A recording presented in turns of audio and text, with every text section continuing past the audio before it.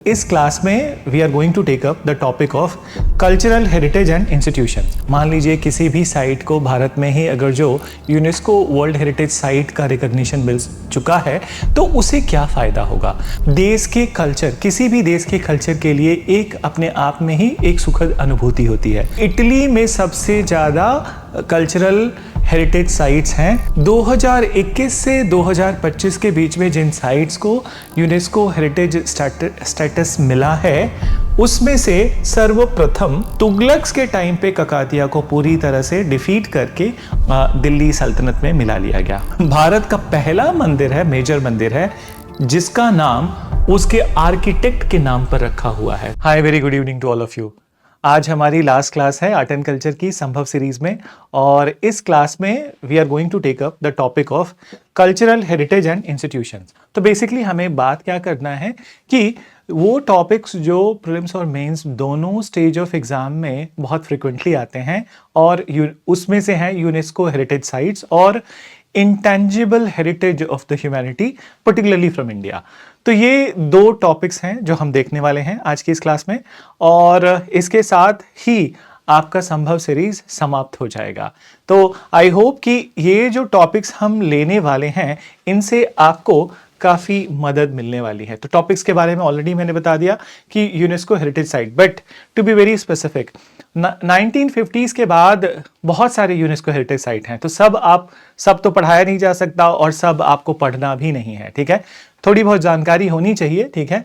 But क्या important क्या है कि जो लास्ट 5 से 6 ईयर में जो साइट्स हैं जिनको रिकॉग्निशन मिला है, तो उनसे रिलेटेड क्वेश्चंस आते हैं और उनसे ही रिलेटेड एस्पेक्ट या एनालिसिस पूछी जाती है।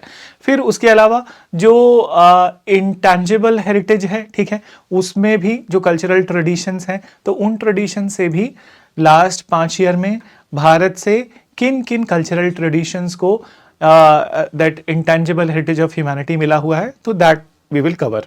और 3 एकेडमीज, 3 इंस्टीट्यूशंस हैं जिनके बारे में हमें थोड़ा बहुत जानना चाहिए, ठीक है, जो कल्चर से संबंधित है, मिनिस्ट्री ऑफ कल्चर के अंतर्गत।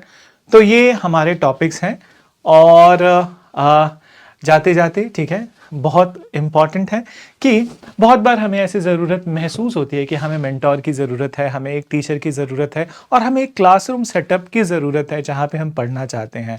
तो अगर आप इंटरेस्टेड हैं यूपीएससी के फाउंडेशन प्रोग्राम्स में जो कि पीडब्ल्यू द्वारा ऑफर्ड है, तो आप इन किसी भी प्रोग्राम में इनरोल कर सकते हैं अकॉर्डिंग टू योर नीड। तो 1 ईयर का प्रोग्राम है जो कि हिंदी, इंग्लिश और इंग्लिश तीनों में मौजूद है, प्रहार कहते हैं। 2 ईयर के प्रोग्राम को संकल्प कहते हैं, उसमें इंग्लिश और हिंदी वाला संकल्प है और इंग्लिश वाला पिनिकल है। फिर उसके अलावा 3 ईयर का जो प्रोग्राम है वो इंग्लिश और हिंदी है फॉर कॉलेज स्टूडेंट्स के लिए, और ये प्रारंभ है। तो ये तीनों प्रोग्राम्स में आपको उचित लगे तो आप इनरोल कर सकते हैं, मर्जी आपकी। और बट मेरी दुआ है कि आप सभी UPSC civil services exam clear करें और अपने जीवन में बहुत उन्नति करें। तो चलिए चलते हैं, स्टार्ट करते हैं बिना किसी टाइम को वेस्ट किए। Heritage, UNESCO heritage sites and intangible heritage of India. So जहाँ तक बात आती है UNESCO world heritage sites in India, तो यूनेस्को बनने के बाद, यूएन कमीशन बनने के बाद, हेरिटेज को बचाने के लिए जो कमीशन बना था यूनेस्को, तो वो वर्ल्ड हेरिटेज साइट डिक्लेयर करता है, एक रिकॉग्निशन देता है। तो बात ये उठती है कि जब मान लीजिए किसी भी साइट को भारत में ही अगर जो यूनेस्को वर्ल्ड हेरिटेज साइट का रिकॉग्निशन मिल चुका है तो उसे क्या फ़ायदा होगा। तो जो फ़ायदा होता है वो ये है कि ऑब्वियसली फिनेंशियल सपोर्ट होता है, उस जगह को के पर्यटन में बढ़ावा होता है, उसकी रिकॉग्निशन होती है, ठीक है। तो एक तरह से ये देश के कल्चर, किसी भी देश के कल्चर के लिए एक अपने आप में ही एक सुखद अनुभूति होती है। तो जहाँ तक बात आती है कि दुनिया में सबसे ज़्यादा किस कंट्री के कल्चरल साइट्स हैं, वर्ल्ड हेरिटेज साइट्स हैं, तो इटली में सबसे ज़्यादा कल्चरल हेरिटेज साइट्स हैं, और भारत भी टॉप 10 में आता है बट नॉट इन टॉप 2, ठीक है। तो आगे बढ़ते हैं कि भारत में कितने वर्ल्ड हेरिटेज साइट्स हैं। तो जैसा कि आप यहाँ देख सकते हैं कि टोटल 44 साइट्स हैं भारत में वर्ल्ड हेरिटेज, जिसमें से इन 44 में से 36 कल्चरल साइट हैं, सांस्कृतिक संबंध है इनका। फिर 7 नेचुरल साइट्स हैं, तो नेचुरल इन्वायरमेंट हो गया, और एक मिक्स साइट है, मीनिंग कि उसमें नेचुरल और कल्चरल दोनों होगा। ठीक है, तो ये इतने 44 साइट्स को वर्ल्ड हेरिटेज मिला है 2025 तक। बट जैसा कि हमने बिगिनिंग में ही बात किया कि 44 साइट्स आप सब कुछ तो जरूरी भी नहीं है, और इन अ वे आप पढ़ भी चुके हो। ठीक है, तो let me just go back to the things which I have already taught you. ठीक है, तो जैसे चोला टेम्पल्स हैं, ठीक है, बृहदेश्वर टेम्पल तंजौर का, तो वर्ल्ड हेरिटेज साइट है। उसके अलावा, ठीक है, उसके अलावा कुछ और अजंता, एलोरा, ठीक है, फिर महाबोधि टेम्पल, फिर उसके अलावा जो राजस्थान के फोर्ट्स हैं, फिर उसके अलावा दैट कि मुगल पीरियड से रेड फोर्ट जो दिल्ली का है, आगरा में ताजमहल, फिर उसके अलावा अहमदाबाद सिटी। तो ऐसे बहुत सारे पार्ट्स हैं जो ऑलरेडी इधर उधर कहीं तो आप जानते हो। ठीक है, तो ये पुराने साइट्स हैं। जैसा कि मैंने आपको कहा कि हमें थोड़ा करंट ओरिएंटेड रहना पड़ता है इस सेक्शन में, और करंट का मतलब कि सिर्फ एक ईयर का नहीं, 5 साल का। तो 5 साल के करंट को अगर जो आप रिमेंबर कर रहे हो तो बट श्योर है कि 99% पॉसिबिलिटी है कि आप क्वेश्चन सही कर ले जाओगे। ठीक है, तो बढ़ते हैं। 2021 से 2025 के बीच में जिन साइट्स को यूनेस्को हेरिटेज स्टेटस मिला है, उसमें से सर्वप्रथम तो साइट्स एडेड बिटवीन 2021 टू 2025।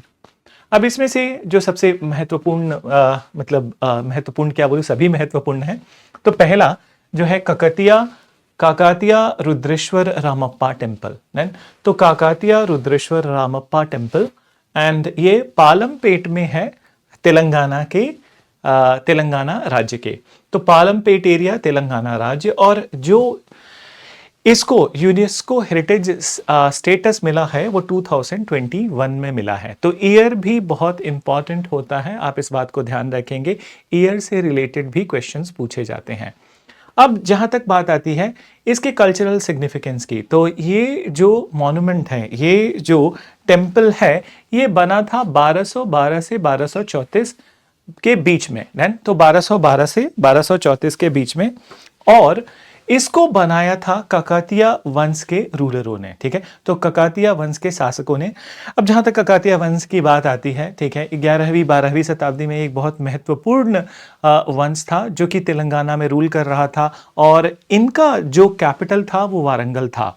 और जहां तक इस डायनेस्टी, आपने एंशिएंट हिस्ट्री में पढ़ा होगा, इस डायनेस्टी के समापन की बात आती है, तो अलाउद्दीन खिलजी के समय से ककातिया डायनेस्टी पर बहुत सारे इन्वेजन्स हुए, बट तुगलक्स के टाइम पे ककातिया को पूरी तरह से डिफीट करके और इनको दिल्ली सल्तनत में मिला लिया गया। और एक और बहुत ही महत्वपूर्ण बात यह है कि ककातिया डायनेस्टी का ही ओरिजिनल एसेट था कोहिनूर डायमंड।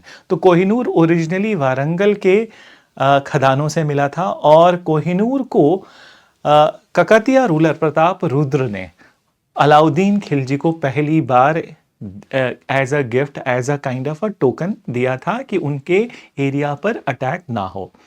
अब आगे बढ़ते हैं। तो ये ककातिया डायनेस्टी के रूलर्स द्वारा बनाया गया था, और ये मंदिर, आप कंफ्यूज नहीं होंगे, इसमें रुद्रेश्वर भी हैं और रामप्पा भी हैं। तो रामप्पा तो राम से संबंधित हो जाता है, भगवान विष्णु, और रुद्रेश्वर भगवान विष्णु। तो मंदिर जो है वो भगवान शिव को समर्पित है। और रामप्पा का मतलब क्या है यहाँ पे, तो परहैप्स ये भारत का पहला मंदिर है, मेजर मंदिर है, जिसका नाम उसके आर्किटेक्ट के नाम पर रखा हुआ है। तो ये जो रामप्पा वर्ड है वो इस मंदिर के आर्किटेक्ट का नाम है। देन इसके बारे में और जो फेमस चीजें हैं, ठीक है, ये नोन फॉर इंट्रिकेट कार्विंग, ठीक है, फिर उसके बाद then brackets and light sandstone, मैं बताऊंगा इसको थोड़ी देर में। बट सबसे पहले मैं बताना चाहूंगा आपको कि एक ट्रैवलर थे, वेनेशियन ट्रैवलर, तो वेनेशिया से थे मार्को पोलो, और मार्को पोलो को कहा जाता है कि मार्को पोलो ने सबसे ज्यादा नंबर ऑफ कंट्रीज विजिट किए। तो जहां तक भारत की बात आती है, तो भारत में मार्को पोलो ककातिया वंश के रूल के समय पर ककातिया एरिया में ही आते हैं, और उस समय संभवतः ककातिया वंश की शासक रुद्रमा देवी थी। तो तब तक ये मंदिर ऑलरेडी बन चुका था। रुद्रमा देवी का टाइमलाइन 1265 के आसपास स्टार्ट होता है, तो ये मंदिर बन चुका था। और इस मंदिर के बारे में मार्को पोलो ने लिखा है, ठीक है, कि it is the brightest star in the galaxy of the temples. So अपने आप में ही एक बहुत बड़ी बात है कि he called this temple as the brightest star in the galaxy of the temples. Now अब आगे चलें, ठीक है।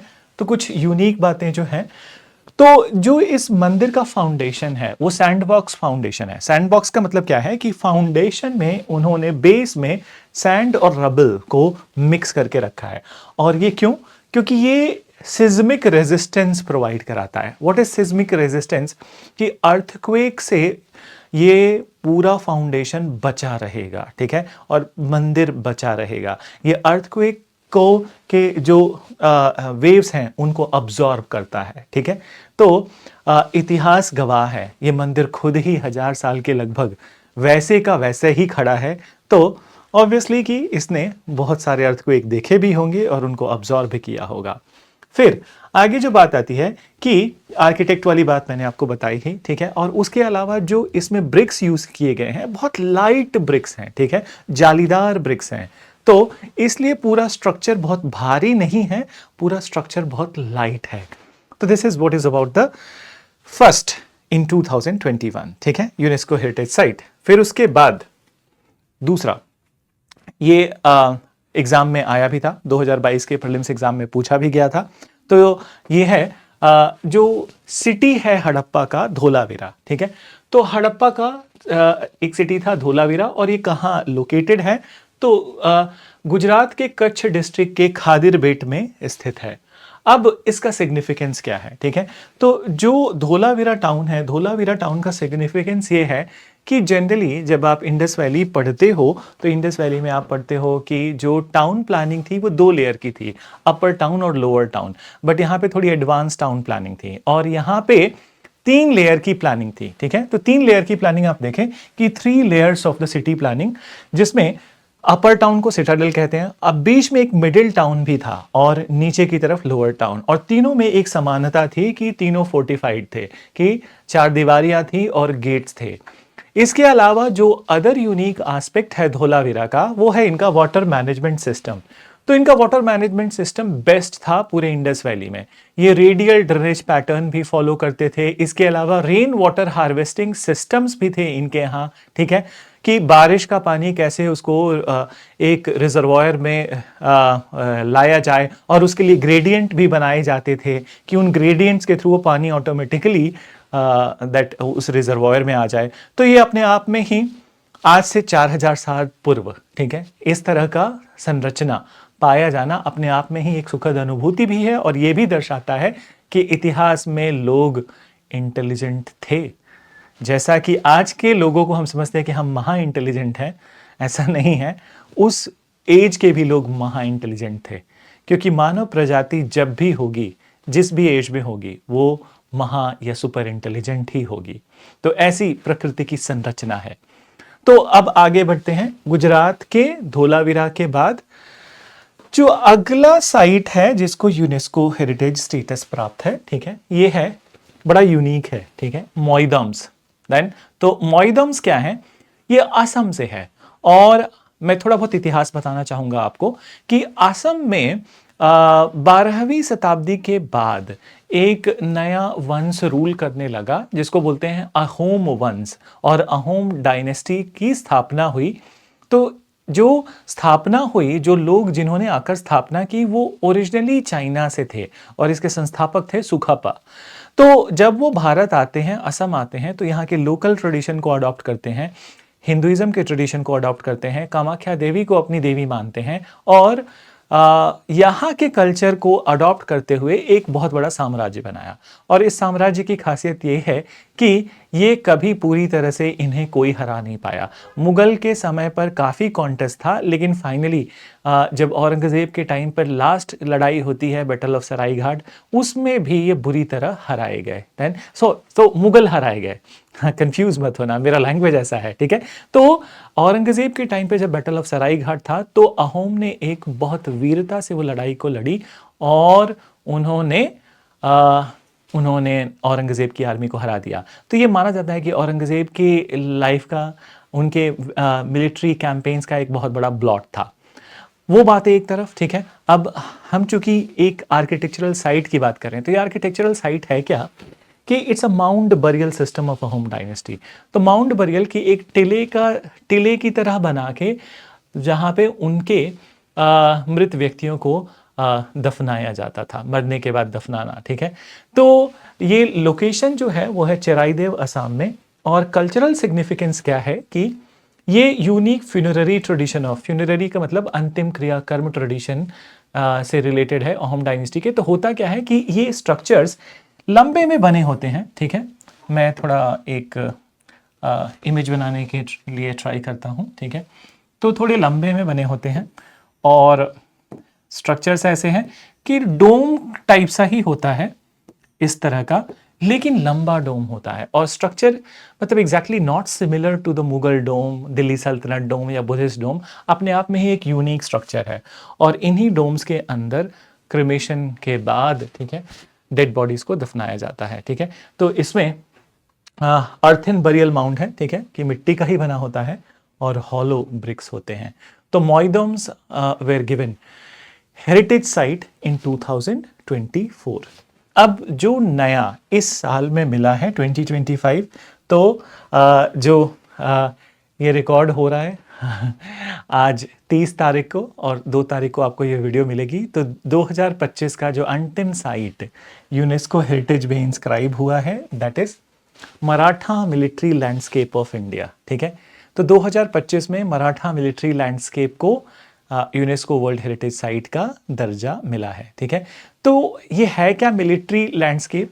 तो बेसिकली ये है कि serial site comprise of 12 forts across Maharashtra and Tamil Nadu. तो ये की सीरीज ऑफ साइट्स हैं, ठीक है। एक साइट नहीं है बट बहुत सारे साइट हैं। टोटल 12 दुर्ग हैं जो महाराष्ट्र और तमिलनाडु दोनों को मिलाकर हैं, जिन्हें ये यूनेस्को हेरिटेज साइट का दर्जा मिला है। अब ये जो दुर्ग हैं मराठा पावर के, इनका ये मिलिट्री दुर्ग हैं, ठीक है, मिलिट्री आर्किटेक्चर है। उसके अलावा ये स्ट्रैटेजिक लैंडस्केप हैं कि मतलब एक ऐसे लोकेशन पे बने हुए हैं कि जिससे स्ट्रैटेजिक एडवांटेज प्राप्त होता है, ठीक है। और उसके अलावा ये मराठा पॉलिटी का नेचर भी कभी कभी दर्शाते हैं कि किस तरह से उनका नेचर था ना। कुछ मैं और भी बताना चाहूँगा, ठीक है। जैसे कि इन फोर्ट्स के अंदर मराठास को काफ़ी सहूलियत थी, ठीक है। तो सहूलियत थी क्योंकि उन्होंने बनाया था इसको स्ट्रैटेजिकली ऐसे लोकेशन पे कि इन्हें कोई बहुत आसानी से डिफीट न कर पाए। उसके अलावा सभी सुख सुविधाएं भी मौजूद होती थी, ठीक है, जैसे वाटर टैंक, पानी कहाँ से आएगा, वो सोर्सेज, और उसके अलावा, ठीक है, फूड ग्रेन्स कहाँ से आएंगे। तो लगभग हर बात का ख्याल रखा गया था इन फोर्ट्स में, राइट। और स्ट्रैटेजिक लोकेशन में थे, गुरिल्ला वॉरफेयर में काफ़ी हेल्पफुल होते थे।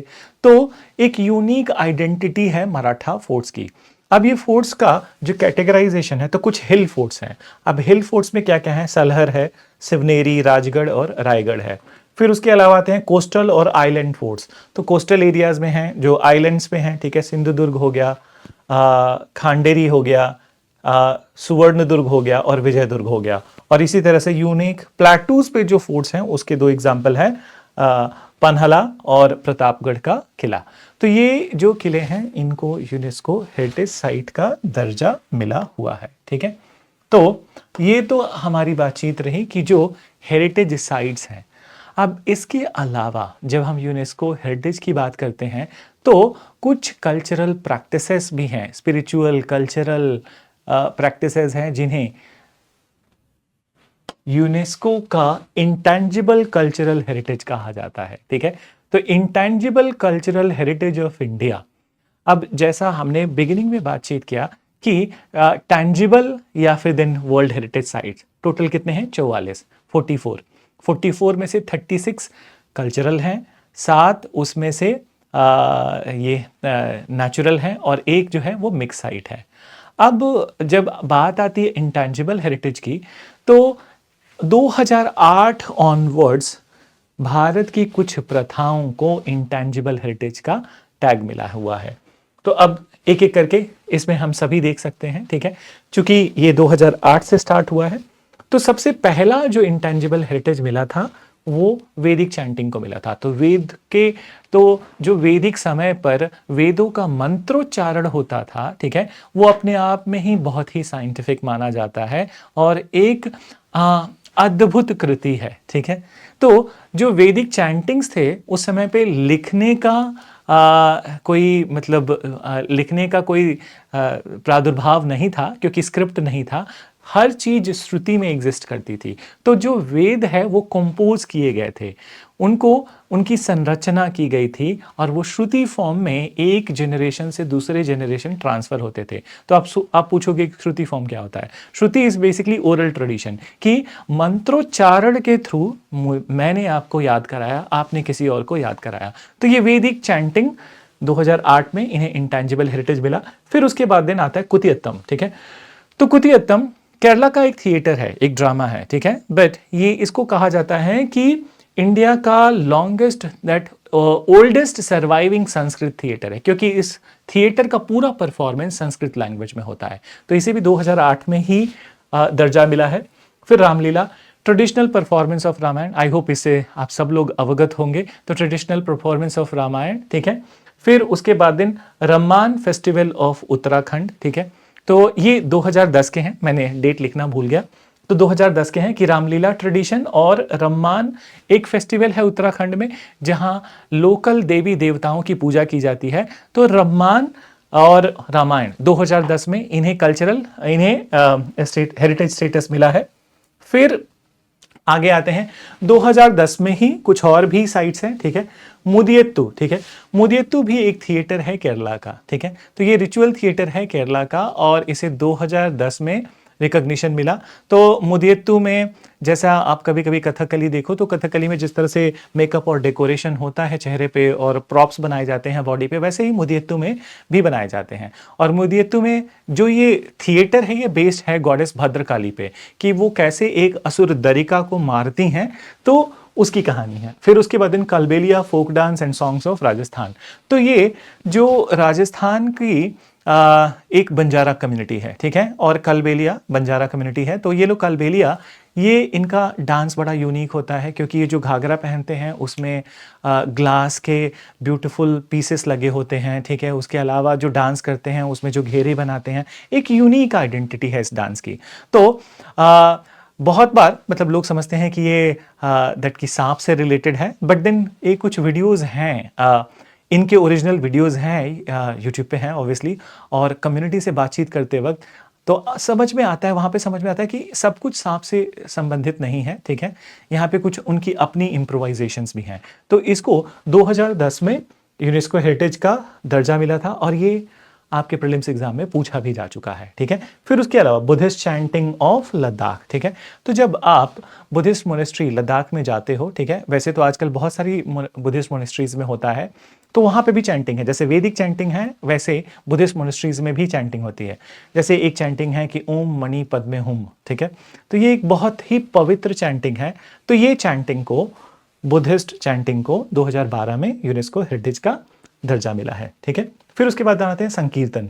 तो संकीर्तन क्या है कि ये मणिपुरी डांस में एक पार्ट है संकीर्तन, और जो रिचुअल सिंगिंग एंड ड्रमिंग है मणिपुर का, उससे संबंधित है, ठीक है। तो ये 2013 में इसको दर्जा मिला है, ठीक है। फिर traditional brass and copper craft, तो जो पंजाब के थटेराज होते हैं जो ब्रास और कॉपर के बर्तन बनाते हैं, ठीक है, तो इनको 2014 में ये स्टेटस मिला है। फिर आगे बढ़ते हैं। तो योगा आप सबको पता ही होगा, ठीक है, भारत की एक अद्भुत कृति, और योगा को 2016 में रिकॉग्नाइज किया गया और ये भी डिसाइड किया गया कि 21 जून को इंटरनेशनल योगा डे मनाया जाएगा हर वर्ष। देन आता है नवरोज। तो नवरोज इंडिया में ही नहीं मनाया जाता है, ये ईरान और सेंट्रल एशिया में भी मनाया जाता है। ये पारसी धर्म के लोगों का नया वर्ष का फेस्टिवल है, ठीक है। तो कहीं कहीं सिया भी मनाते हैं, ठीक है, बट मेनली ये पारसी धर्म के लोगों का सेलिब्रेशन है, और इसको इन तीनों कंट्रीज में रिकॉग्नाइज किया गया है। तो ना सिर्फ इंडिया बट तीनों कंट्रीज में। फिर बात आती है कुंभ मेले की, ठीक है।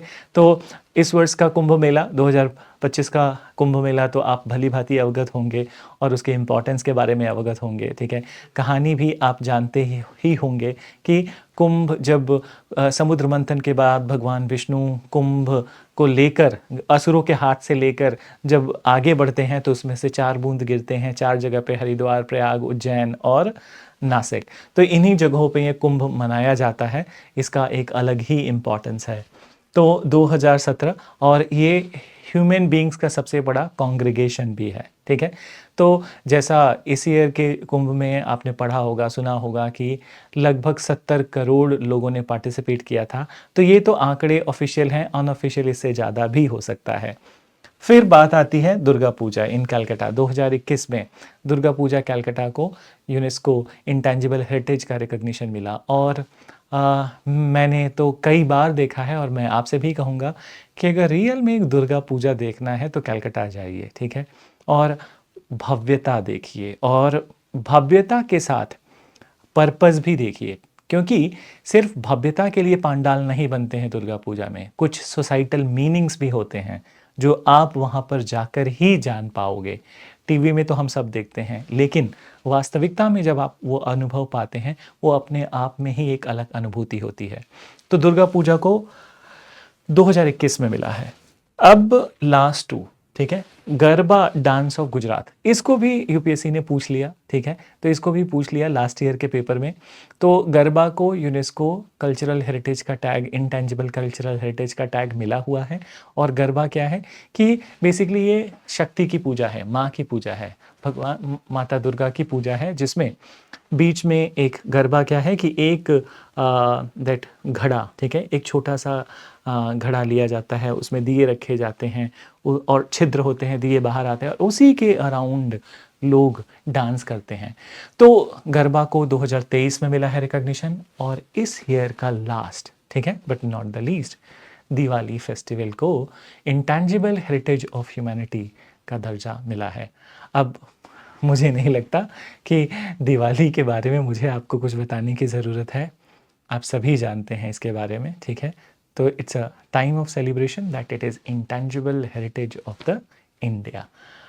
अब इसके बाद जो लास्ट पार्ट है हमारी क्लास का वो है इंस्टीट्यूशंस के बारे में, ठीक है।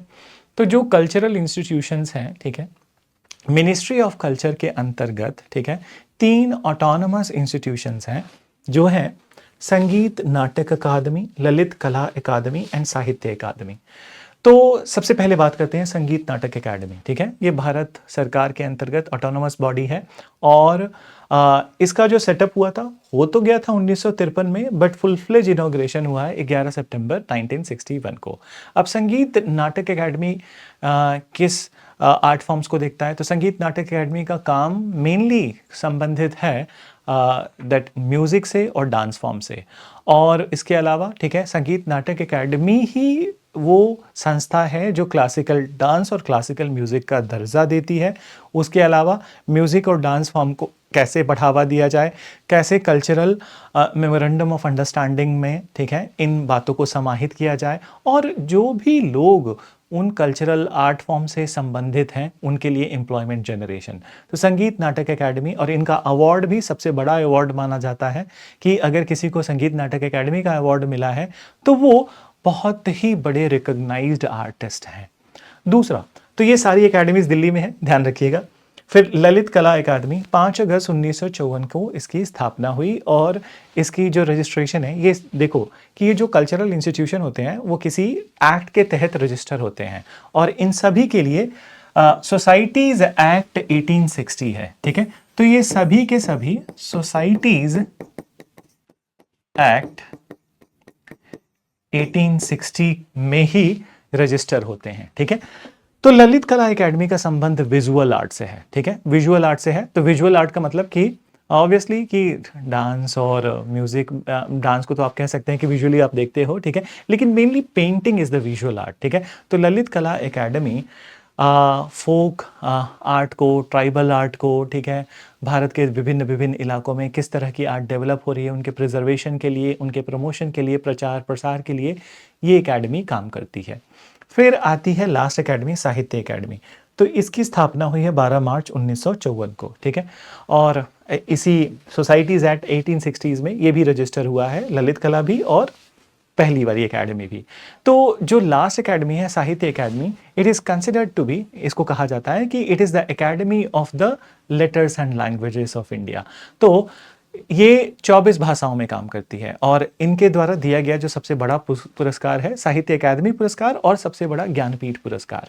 तो ये 24 लैंग्वेजेस में काम करते हैं। हर भाषा के से संबंधित जो लोग साहित्यिक लोग हैं उनका रिकग्निशन, ठीक है, और गवर्नमेंट ऑफ इंडिया को भी सपोर्ट करना इनका काम है। तो ये तीनों के तीनों cultural institution ministry of culture के अंतर्गत आते हैं। तो ये तो रहे हमारे कुछ इम्पॉर्टेंट एस्पेक्ट्स यूनेस्को हेरिटेज से, ठीक है, जिसमें फेयर एंड फेस्टिवल्स भी हैं, थिएटर्स भी हैं। तो आप ये बात को दिमाग में रखेंगे कि फेयर, फेस्टिवल, थिएटर्स जब कभी भी एग्ज़ाम में पूछे जाते हैं तो वो एग्ज़ाम में किसी करंट इवेंट से रिलेटेड ही पूछे जाते हैं, जो कि इसमें कवर्ड है। और रही बात इन संस्थाओं की, तो इन संस्थाओं से रिलेटेड ये ईयर बहुत इंपॉर्टेंट होते हैं, आप इसको याद रखेंगे। Societies registration act 1860 is also important. So with this note our Sambhav class, ठीक है, आर्ट एंड कल्चर की is coming to an end, and in the end definitely I would like to see all of you clearing the prelims exam and writing the mains exam, और उसके बाद दिन आप further आगे बढ़ें और exam को पूरी तरह से क्लियर करें। बट जाते जाते आपसे अपने बारे में कुछ कहना चाहूँगा कि आप मेरे से कैसे कनेक्टेड रह सकते हैं। तो मेरे से कनेक्टेड रहने के लिए जो मेरे अपने ये हैं कि मेरे YouTube चैनल कल्चर क्वांटम, इससे जुड़े रहें, और टेलीग्राम चैनल है, ये भी culture quantum, t.me culture quantum. और मेरी बुक, ठीक है, a journey through Indian art and culture. तो आप अपना नॉलेज और बढ़ाने के लिए, मेंस में और अच्छा परफॉर्म करने के लिए और प्रीलिम्स एग्ज़ाम में अपनी नॉलेज की विड्थ बढ़ाने के लिए मैं हाईली रिकमेंड करूँगा कि आप इस बुक को परचेज़ करें और इससे जो भी बेनिफिट्स हैं वो आपको ज़रूर मिले। With very best of luck, good luck, ठीक है। I'm ending this class and hope to see you in selected candidate list. Bye bye. Thank you.